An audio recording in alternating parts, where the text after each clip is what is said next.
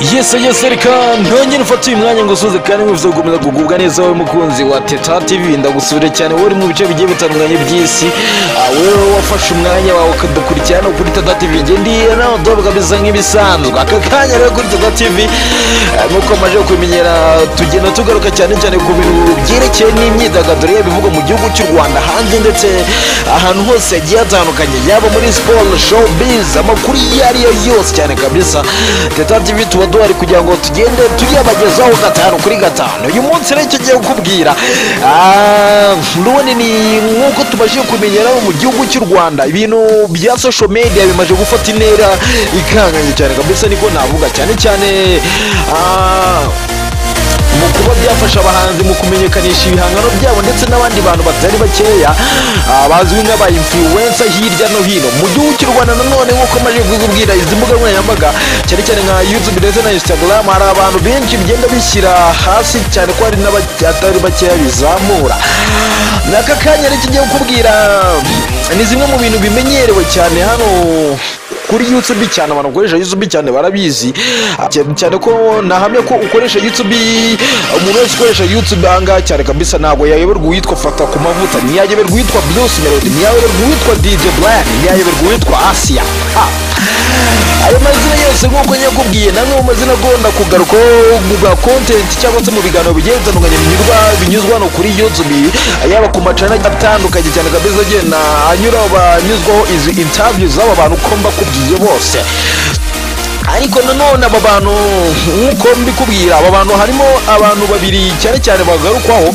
Uwa mbere ni Bruce Melodie, undi ni Fatakumavuta. Nta gihe kinini gishize dutangiye kumva ibintu bya Fatakumavuta na Bruce Melodie. Fatakumavuta uyu ni umwe mu banyamakuru bakora kuri Flash TV cyane kabisa. Fatakumavuta rero akunda kugaragara cyane anenga Bruce Melodie ku bijyanye n'ibihangano bye n'ibyo agenda akora cyane mu bigiye bitandukanye, yaba ku by'amasezerano yavuzwe ko yari ya miliyari yasinye Bruce Melodie. Fatakumavuta avuga yuko bidashoboka cyane, ahubwo akavuga ati umuntu wese ukeneye inyanya intoryi hamagara Bruce Melodie abikugezeho. Ibi byatumye Fatakumavuta atangira nawe kugenda ashyirwa mu majwi n'abantu bagiye batandukanye, y'abafana ba Bruce Melodie ndetse na Bruce Melodie ubwe. Ni bwakeye kabiri rero Bruce Melodie akora ikiganiro nyuma yuko yaramaje gusora indirimbo yitwa Sawa Sawa ari kumwe na Jonas Karigrafi. Iyi ndirimbo yasohoye akimara kuyisohora witwa Fatakumavuta n'ubundi ku rukuta rwa Instagram. Iyi ndirimbo avuga yuko Bruce Melodie yasohoye indirimbo mbi cyane pepe kandi ngo ko bigayitse kuba afata urugendo kajya gusanga Jonas Karigrafi muri Kenya, aho kugira ngo Karigrafi Jonas amusanga mu gihugu cy'u Rwanda. Bruce Melodie bwarakeye nawe azindukira kuyitwa Isimbi TV, nimwe muri YouTube platform zikora hanga cyane kabisa. Isimbi TV y'umwungiza amaje kuyigeraho nawe avuga ati Fatakumavuta rwose ahita amugereranya n'ifi y'isamake. Avuga ati Fatakumavuta kumwumva biba bimeze nko kurya ifi y'isamake. Ati kuko muri ifi y'isamake ati umuntu uyirya uyishaka, ariko nyine ngo uyirya uyijonjora kugira ngo amahwa rero ngo atakujoma. Ngo rero no kuba Fatakumavuta biba bimeze nko kurya ifi y'isamake, ngo bisaba ko ujonjera ibintu avuga ubwo kuramo ibizima. Ni ibintu biba bitoya cyangwa yagarukaga rero ntako byo yari kumubwira ko yakoze indirimbo mbi. Hanyuma Bruce Melodie agaruka avuga ati se ubundi gukora indirimbo mbi bimurebeho iki, ubundi ninde ugiye wo kusesengura umuziki wanjye? Umunyamakuru Sabia yaramubwiye ati ariko ni umunyamakuru. Aramubwira ati se imyaka 10 yose maze mu muziki yarariye? Niho kumubwira ati aka kanya nibwo abonye gutangira gusesengura mu muziki. Ibi rero Bruce Melodie yabivuze nyuma yuko kandi yari afite igitaramo cyabaye muri Kigali, nagira ngo ngira ngo benshi murabizi. Iki gitaramo cyaranabaye cyane kabisa. Nyuma nanone iki gitaramo kikimara kurangira, Fatakumavuta arongera aragaruka aravuga ati mbega igitaramo we, ati buriya se Bruce Melodie yafasha abamotari ngo abazane hariya ngo muri Kigali Arena, ngo ariko kugira ngo nubwo tubizi ko ngo muri abamotari baje muri Kigali n'abari batumiwe ndetse bagahabwa amatike asaga 1000. Fatakumavuta rero yavuze ati ibintu byose hariya reka mbishyire hanze cyane kabisa nta kimwe asize inyuma. Bruce Melodie ageze gutya abwiye ngo buri mumotari wese wazaga hariya ngo buriya yabaga afite uwo yazanye, ngo niba bakubwiye ngo turaguha itike ariko ngo nawe utuzaniye mugenzi wawe kugira ngo baze kubona uburyo itike bayizwa.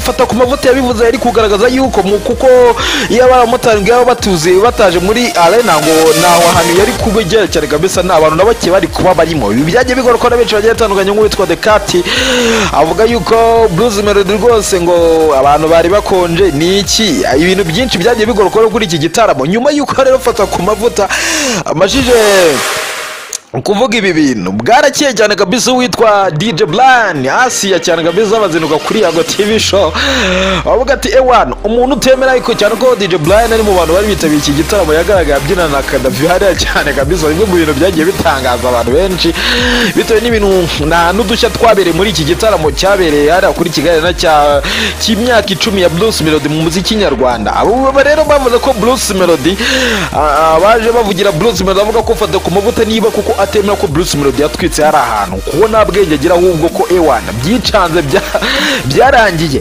Uyu DJ Brianne yabikomojeho cyane nuko Fatakumavuta mu gihe gishize kigira nko ku mezi ari muri 6 gutyo Fatakumavuta yaje gukubitwa ibuye mu mutwe n'umuntu utaramenyekanye. Ibi rero DJ Brianne abyifashije avuga yuko uriya muntu wakubise ibuye Fatakumavuta yakoze ikosa rikomeye cyane kuko yatumye ubwenge ngo butoroma buratana pe abivuga akomeje cyane kabisa ati yewe muntu wakoreye biriya bintu Fatakumavuta rwose Imana ikubabarire cyane pe kuko wahemukiye umuvandimwe. Ibi mu kubivuga akomeza avuga yuko Fatakumavuta ati mbere ubundi Fatakumavuta yajyaga akubitaho udutentire twa ariko nyuma yuko mumaje kumukubitiwe mu mutwe byaratoromye cyane kugeza ubwo asigaye yiyogoshesha akamaraho agasigaho icyo bita igipara benshi muzi cyane kabisa dore ko Fatakumavuta aba yiyogoshesheje umusatsi wose yawumazeho. DJ Brianne yaramwibasiye n'uwitwa Asiya bavuga yuko umuntu uvuga ko Bruce Melodie ngo atatwitse hariya rwose nta kintu uzi. Nyamara bamwe mu benshi bagiye batandukanye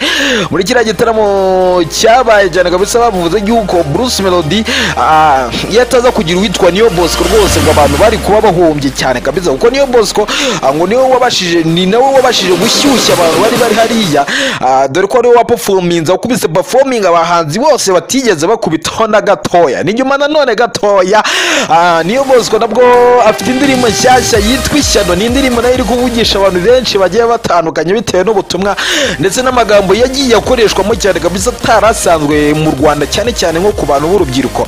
Dore ko ushaka kuyumva ukajya ngo Niyo Bosco n'umwana wo mu myaka ya 50 gutya ariko ntayafite n'umwana nawe ukiri kubyiruka uri mu myaka 22 gutyo ariko impanuro ndetse n'inyigisho atanga binyuze mu bihangano bye bigenda bitungura abantu benshi bagiye batandukanye. Nakubwiraga rero kuri bya Fatakumavuta na DJ Brianne bamugarutse bamuserereza cyane kabisa. Ntabwo Fatakumavuta nawe arasubira kuri YouTube ngo agenda hatwike twumve noneho ikiza kuvama. Benshi mu bakurikirana byavuye umuziki w'u Rwanda avuga yuko ibi babikoresha cyane mu kugira ngo babamaze ibihangano byabo, ariyo mpamvu aya makimbirane cyangwa se izi bizwi nka beef bayabikozwa cyane ahangaha. Reka rero ariko nako nafoto y'umwanya ngo ushimire cyane kabisa warumaye umwanya kuri Teta TV. Uri umuntu w'ingenzi kuri twebwe ngo dukomeze ugire igubwe neza, Imana ikomeze kwiteho. Nyine wari wa mutibe nyine no tobe umwe dusubire mu nyuma amahoro y'Imana kweze bane namwe ibihe byiza.